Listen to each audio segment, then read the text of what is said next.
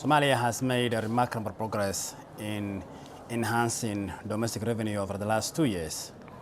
The key reforms that we have undertaken were mainly concerning on revenue administration review, reforms that has to do with revenue administration, including digitalization. We have tried to benefit the potential of technology. So we have automated a number of revenue streams, including rental income tax, including road tax, including also sales tax. So this has simplified taxation processes, but they have also reduced the burdensome of taxpayers.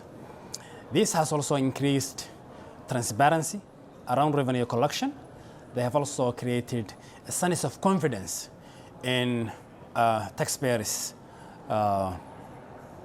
We have also engendered a comprehensive reforms on taxation. So we have introduced new policies. We have modernized our laws regarding on the taxation. So we have introduced, for instance, revenue administration law that is modern. We have also modernized our customs law.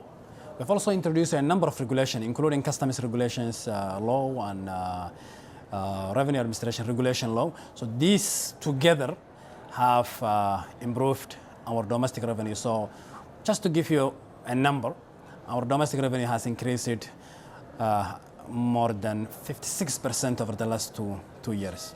So this has been mainly the driving reforms. You know, coming from a long period of state collapse,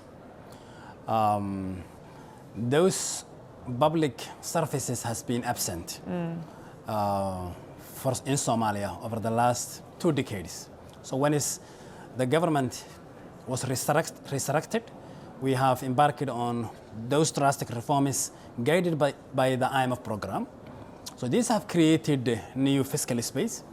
So in terms of increasing social spending, I think there are 3 key things that has allowed us to increase our spending. One is prudent expenditure review frameworks that has been supported by the IMF, that engendered fiscal discipline. Also, increase of domestic revenue has allowed us to have more spending on education, on health. These reforms also unlock new financing from international financial institutions. So together, these have created space for education. That's why we have recruited 6,000 teachers. So with this, we have increased our our education is spending from 3% to 10% of the. This has been life-changing. Our enrollment rate has increased. So we have also reached to new places that has not been reached by the government over the last 3 years, because we are also fighting with terrorists. So we were liberating new areas. So these new liberated areas are now benefiting from this enhanced coverage of the government in terms of provision of social services and public goods.